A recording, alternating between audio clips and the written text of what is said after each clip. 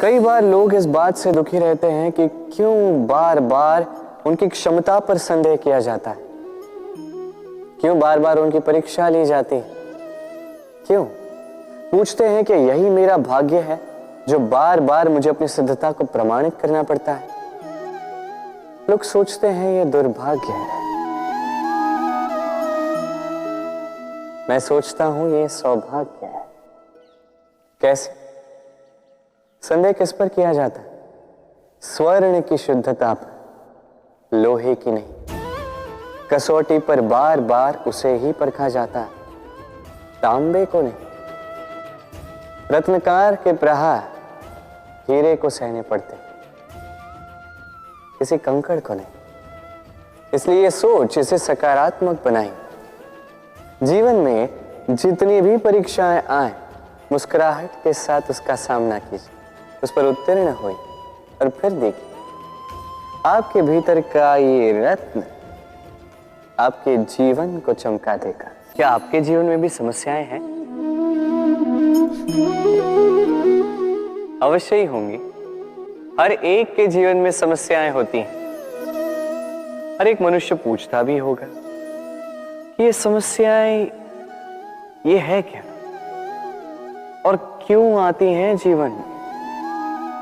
आपको एक बात बता देता हूं कि ये समस्याएं वो नहीं जो आपके मार्ग को रोकती हैं, बल्कि ये समस्याएं तो वो होती हैं जो आपको तब दिखने लगती हैं जब आपका ध्यान आपके मार्ग से, आपके लक्ष्य से हटने लगता है। और इन समस्याओं को दूर करने का, इन्हें सुलझाने का एक ही साधन है, अपना सारा ध्यान पुनः एकाग्रित कीजिए अपने मार्ग पर, अपने लक्ष्य पर। आपका सारा ध्यान यदि केंद्रित होगा आपके लक्ष्य पर तो ये समस्याएं दूर रहेंगी। यदि ऐसा नहीं हुआ, यदि आपका ध्यान थोड़ा भी भटक गया तो ये सारी समस्याएं दिखने लगती हैं और बढ़ने भी लगती हैं। देखिए, जहां आपका निशाना है, बाण तो वही चलाना है, तो दृष्टि भी तो वही होनी चाहिए ना। तभी तो आप उस लक्ष्य को भेद पाओगे। इसलिए स्मरण रखिए, सदैव ध्यान रखिए अपने मार्ग, उसी पर आगे बढ़ते जाइए अपने लक्ष्य की ओर। जैसे जैसे आगे बढ़ते जाओगी ये समस्या स्वयं पीछे छूट जाएंगी। सब कहते हैं, मैंने भी कहा है कि व्यक्ति जिस संगत के साथ बैठता है वैसा ही उसका स्वभाव हो जाता है। ये सत्य है, किंतु ये अर्ध सत्य।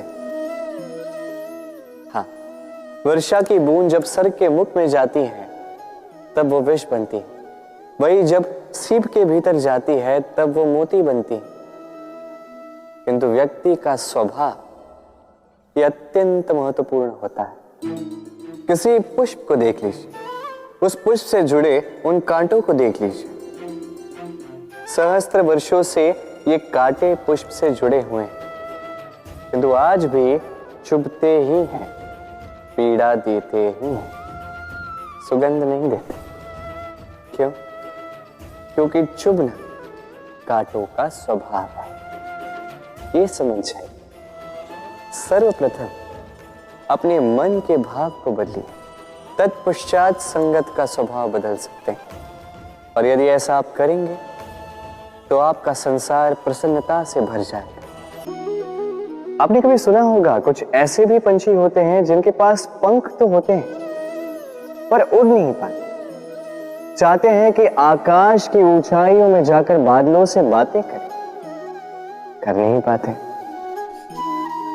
अभी संसार में होती हैं पतंगे भी, इनमें ना जीभ है, ना प्राण, ना ही पंख है, पर ये अंबर से बातें करती हैं, पवन के वेग के साथ खेलते हैं, मचलते हैं, इतलाते हैं। अंबर में जीवन के कुछ पल व्यतीत करते हैं। कारण क्या है? कारण है डोर। ये डोर यदि उचित व्यक्ति के हाथों में हो तो एक कागज की बनी पतंग भी आसमान की ऊंचाइयों में तैर सकती है। अब ये डोर क्या है? ये डोर होती है प्रेम, ये डोर होती है विश्वास की, और ये आप देते हैं उनके हाथों में जिन पर आप विश्वास करते हैं, जिन्हें आप अपना सर्वस्व मानते हैं। और सोचिए, ये प्रेम और विश्वास की डोर यदि आपने उचित व्यक्ति के हाथों में दे दी तो आप कितनी ऊंची उड़ान उड़ सकते हैं, आसमान की ऊंचाई तक पहुंच सकते हैं, बादलों से बातें कर सकते हैं, पंछियों के बीच उड़ सकते हैं, जो चाहे कर सकते हैं। बस ये व्यक्ति उचित होना चाहिए, एक ऐसा व्यक्ति जिसके मन में आपके प्रति प्रेम, एक ऐसा व्यक्ति जिसके मन में स्वार्थ नहीं परमार्थ, एक ऐसा व्यक्ति जो आपके भीतर के अस्तित्व को आपके बाहर लाए, उसे निखारे। तो प्रेम कीजिए, आनंदित होते जाए। आपसे एक प्रश्न पूछूं, जल कहां कहां पाया जाता है? कोई कहेगा सागर में, कोई कहेगा झरने में, सरोवर में, नदी में, और सारे उत्तर उचित है। और इनमें से किसी भी स्थान का नाम लो, वहां मिलता क्या है? जल। उसी प्रकार मनुष्य का जो भी स्वरूप हो, उसमें रहता वही परमात्मा है।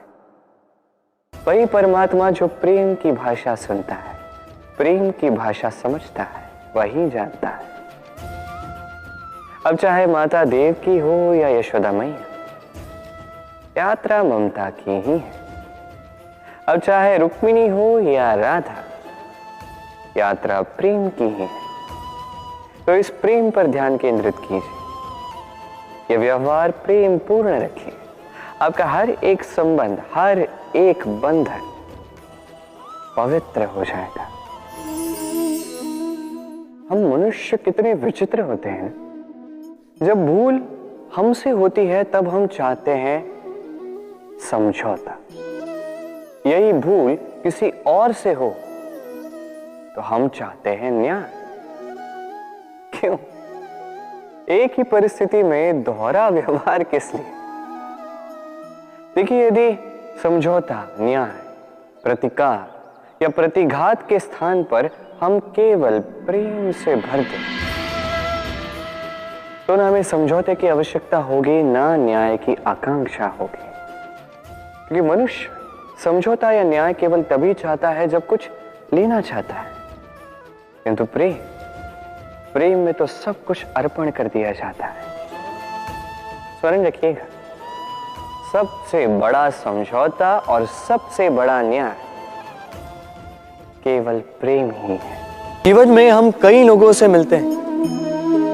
आप भी ऐसे कई लोगों से मिले होंगे जिन्होंने स्वयं को असफल मान लिया, निराश हो चुके, जिन्होंने ये स्वीकार कर लिया है कि इस जीवन में उनसे कोई कार्य हो ही नहीं पाएगा, वो कुछ कर ही नहीं सकते, किसी कार्य के वो योग्य ही नहीं। किंतु ऐसा नहीं, इस संसार में ऐसा कुछ भी नहीं है जो योग्य नहीं है। कोई ऐसा अक्षर नहीं है जो किसी मंत्र का भाग ना, कोई ऐसी जड़ी बूटी नहीं है जो औषधि ना, कोई ऐसा विष नहीं है जो समय आने पर अमृत ना बन जाए। और इसी प्रकार कोई व्यक्ति अयोग्य नहीं होता, उसे अयोग्य बनाती है उसकी सोच। इसलिए स्वयं को जानो, जान जाओगे कि आप क्या हो। अपने अंतर्मन को जगाएं।